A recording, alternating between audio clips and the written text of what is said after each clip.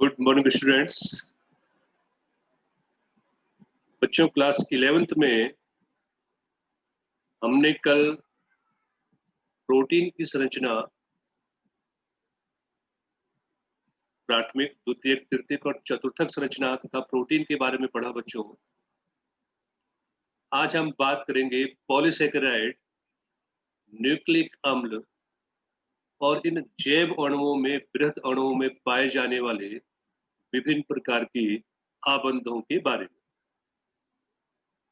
तो पहले बच्चों बात करते हैं पॉलीसेकेराइड। नाम से आपको पता चल जाएगा बच्चों, पॉली पॉली का मतलब होता है बहुत, असंख्य।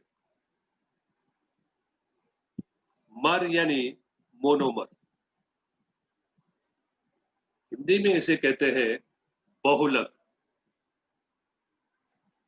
पॉली जहां भी शब्द आएगा इसका मतलब बच्चों ये पॉलीमर है, अर्थात बहुलक है, जो असंख्य एक लग इकाइयों से जुड़कर बना हो। तो अब बात करते हैं पॉलीसेकेराइड। तो पॉली अर्थात पॉलीमर, सेकेराइड अर्थात शर्करा।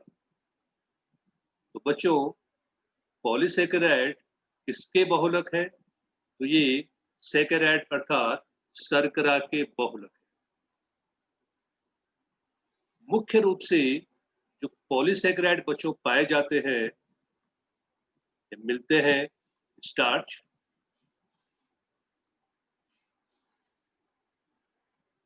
सेलुलोज,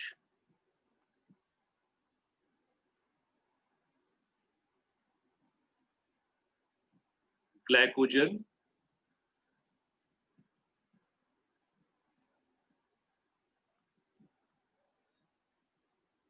तीनों के तीनों बच्चों ग्लूकोज के बहुलक है। यानी इनमें जो मोनोमर है, चाहे स्टार्च हो, चाहे सेलुलोज हो, चाहे ग्लाइकोजन हो, इनमें बच्चों मोनोमर क्या है? ग्लूकोज।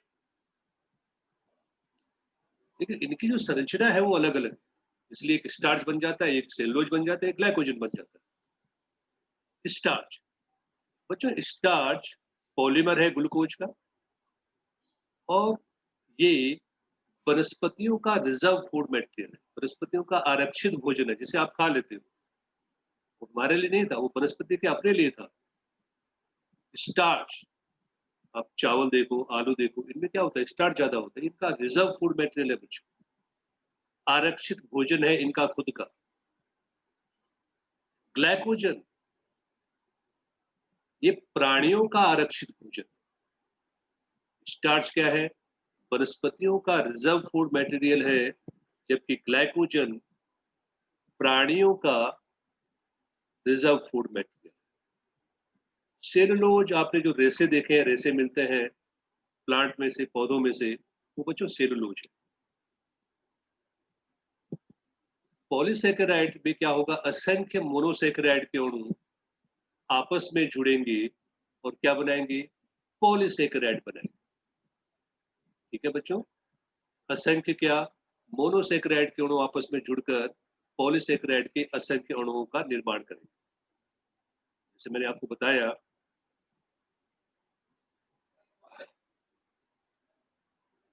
पॉलीसेकेराइड मतलब पॉलीमर, पॉली अर्थात पॉलीमर अर्थात बहुलक। पॉलीसेकेराइड किसके बहुलक है? बच्चों, पॉली यानी बहुलक, सेकेराइड मतलब सुगर, शर्करा। तो ये शर्करा के बहुलक है। मुख्य रूप से तीन प्रकार के: स्टार्च, सेलुलोज और ग्लाइकोजन। ठीक है, ये मैंने बता दिया। तीनों के तीनों ग्लूकोज के पॉलीमर है।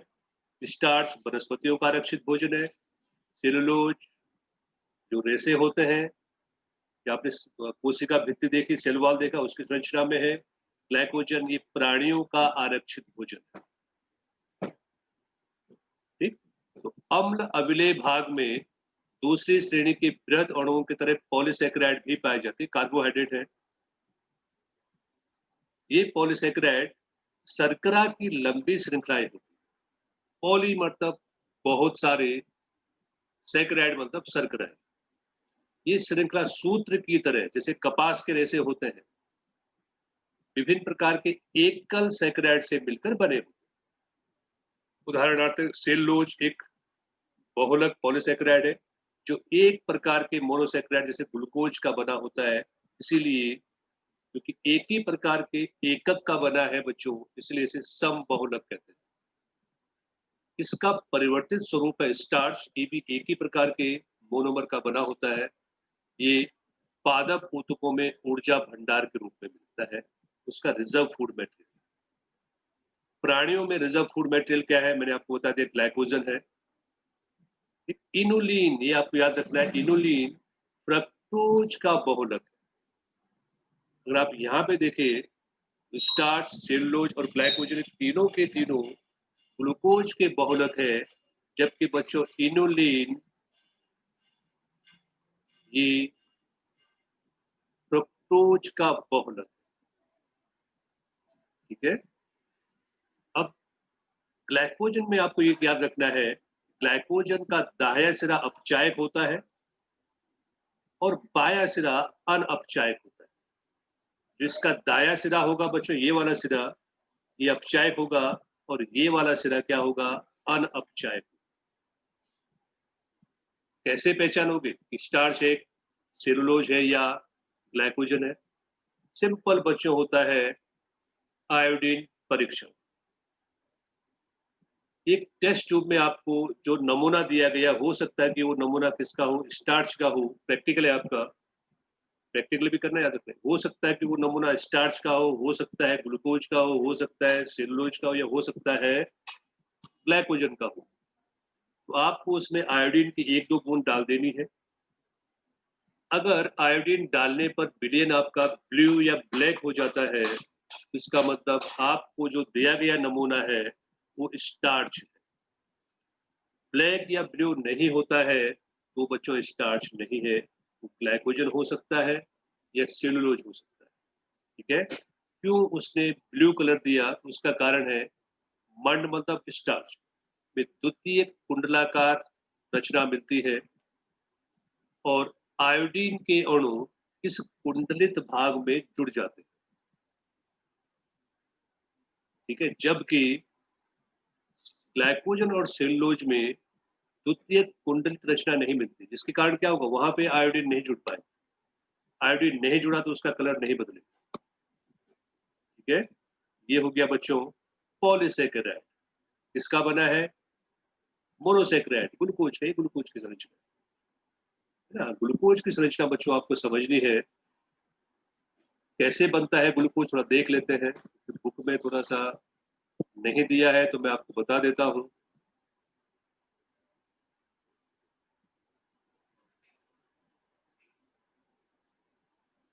ग्लूकोज का अणुसूत्र है बच्चों C6H12O6। C6H12O6। ये अणुसूत्र बच्चों ग्लूकोज का भी है।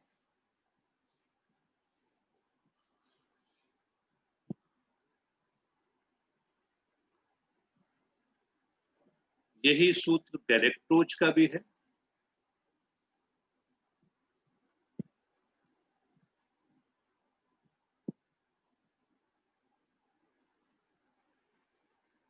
और यही सूत्र फ्रक्टोज का भी। फ्रक्टोज, फ्रुक्टोज जो आपको बोलना होगा।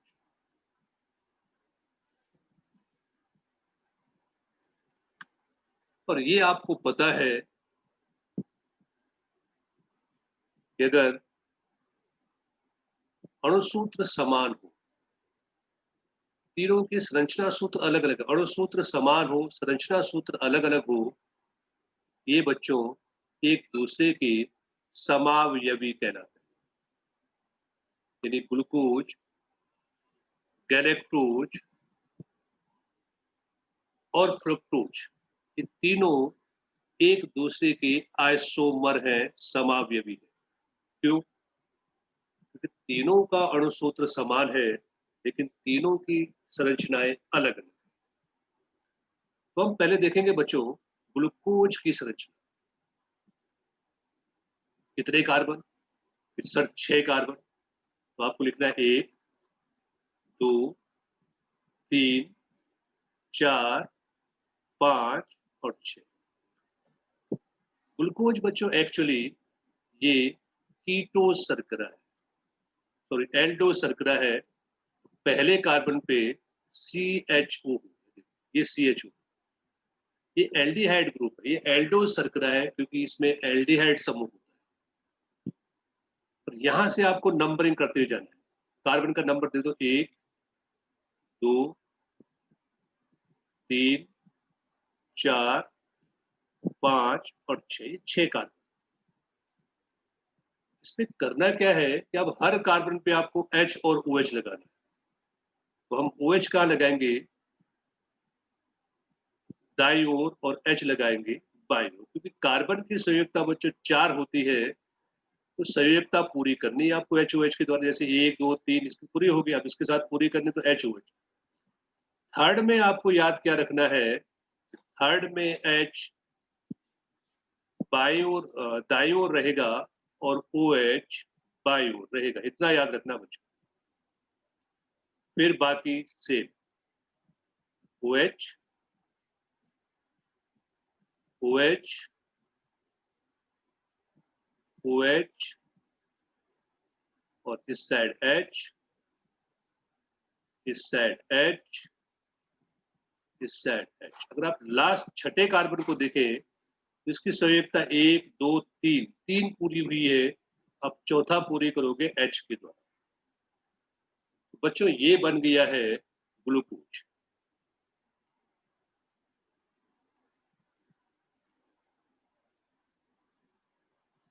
ठीक है, गैलेक्टोज में क्या होगा? संरचना यही होगी। अगर मैं इसको गैलेक्टोज बनाना चाहूं तो कैसे? मैं क्या करूंगा बच्चों? तीसरे और चौथे कार्बन पे OH,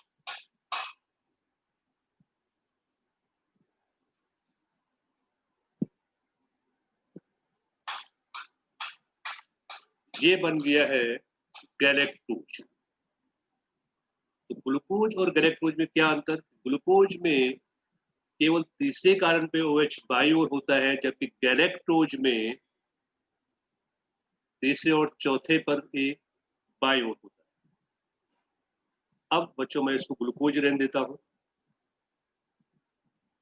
ग्लूकोज ये आपको समझना है। यहाँ क्या था? H था, यहाँ OH।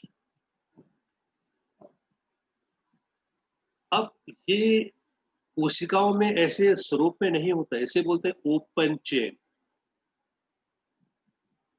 ये खुली श्रृंखला है ग्लूकोज की। बच्चों ग्लूकोज खुली श्रृंखला के रूप में नहीं होता है, ये वलय स्वरूप में होता है। तो वलय स्वरूप में बच्चों जुड़ने के लिए इसको क्या करना है? ये पहला कार्बन पांचवें कार्बन के साथ जुड़ेगा। पहला कार्बन कहाँ जुड़ेगा? पांचवें के साथ। किसके द्वारा? O के द्वारा। ये जो बॉन्ड है, ये जो आबंध है बच्चों, ये यहाँ ट्रांसफर। ठीक है, देखो ये ऐसा बना। एक षटकोणीय रचना आपको बनानी है।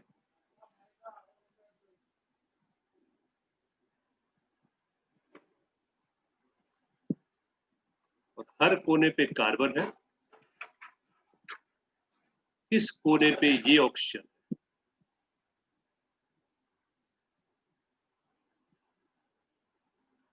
यहां से बच्चों डबल बॉन्ड टूटा, सिंगल बॉन्ड बना, और ये यहाँ, यहां से ये OH जो है,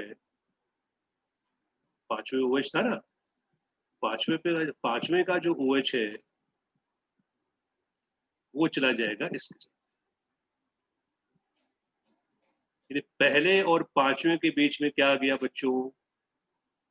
ऑक्सीजन आ गया, ये वाला ऑक्सीजन। ये है पहला कार्बन, दूसरा कार्बन, तीसरा कार्बन, चौथा कार्बन, पांचवा कार्बन और छठा कार्बन बच्चों श्रृंखला से बाहर लिखना है आपको, CH2OH लिखना।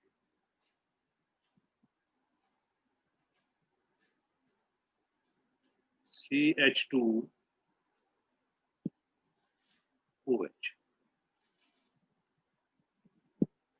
यह है CH2OH, यह है छठा कार्बन। नंबरिंग देनी हो आपको, पहला कार्बन, दूसरा कार्बन, तीसरा कार्बन, चौथा, पांचवा और छठा कार्बन। ठीक है, अब HOH लगाने हैं। यहाँ पे अगर आपने H नीचे लगा दिया, या OH नीचे लगा दिया, तो ये अल्फा डी है, इसको अल्फा बोलते हैं, डी अल्फा डी ग्लूकोज बोलते हैं बच्चों। अब इस साइड वाले जो है, इस साइड वाले उसको नीचे लिखना है। इस साइड क्या था बच्चों, नीचे क्या आएगा OH, इस साइड क्या था H। दाई साइड वाले को आपको नीचे लिखना है, बाएं साइड वाले को आपको ऊपर लिखना है। थर्ड पे OH अंदर आएगा, H बाहर। फोर्थ पे वापस OH नीचे, H।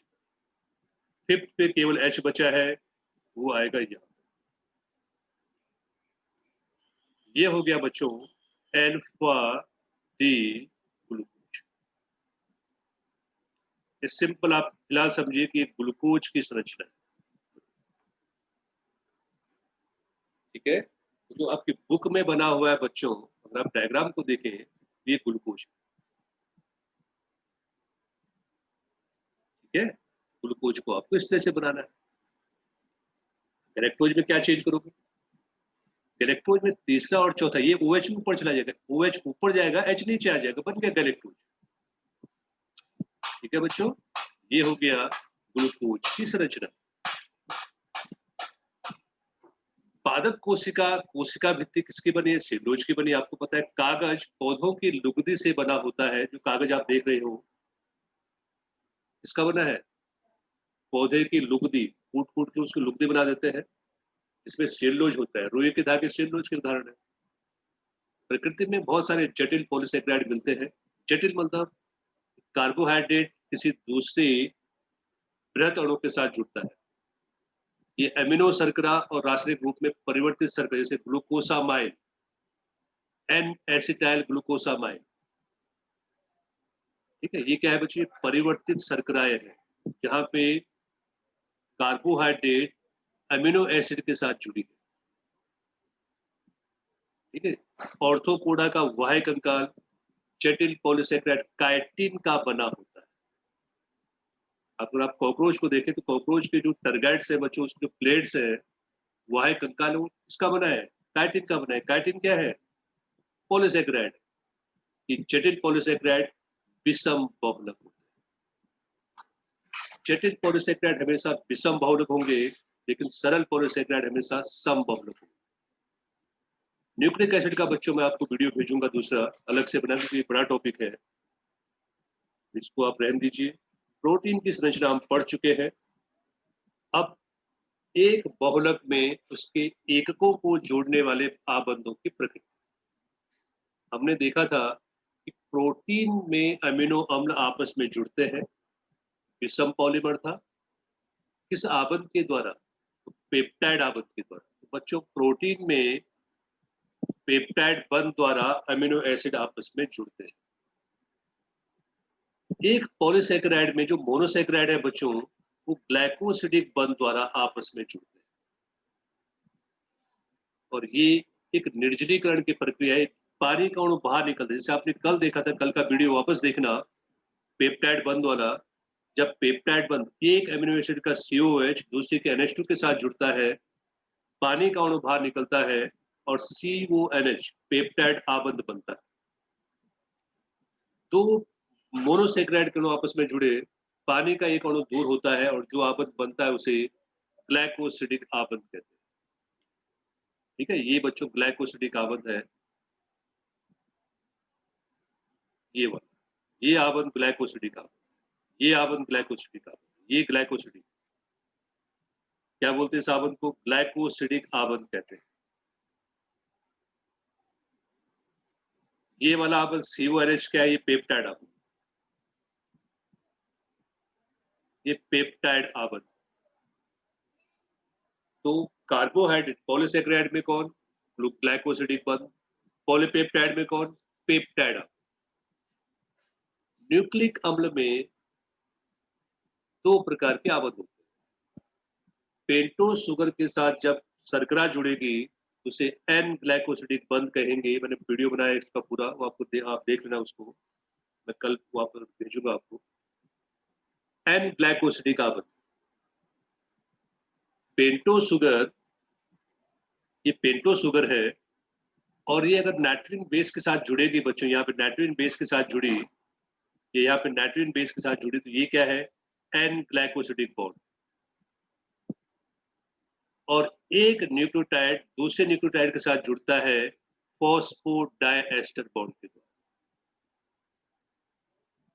फॉस्फोडाइएस्टर बॉन्ड, ठीक है। आज बच्चों आपको ये तैयार करना है। अच्छा, लिपिड में, लिपिड में कौन सा बॉन्ड? लिपिड में बच्चों एस्टर बॉन्ड होता है, COOC। मैंने वीडियो भेजा, देखना उसमें जरा। आपके जो पॉलीमर थे, बृहद अणु थे, बहुलक थे, उनमें प्रोटीन में पेप्टाइड आबंध, पॉलीसेकेराइड में ग्लाइकोसिडिक आबंध, न्यूक्लिक एसिड में एन ग्लाइकोसिडिक आबंध और फॉस्फोडाइएस्टर आबंध, और लिपिड में एस्टर आबंध पाया जाता है।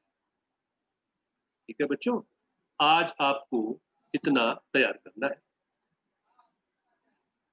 बाकी न्यूक्लिक एसिड का वीडियो बच्चों मैं कल आपको सेंड करूंगा, क्योंकि इंपॉर्टेंट टॉपिक है, आपको 12th में भी काम आएगा। वो ये टॉपिक आपको 12th में काम आएंगे, ये टॉपिक आपको केमिस्ट्री में भी काम आएंगे। ठीक है बच्चों, चलिए।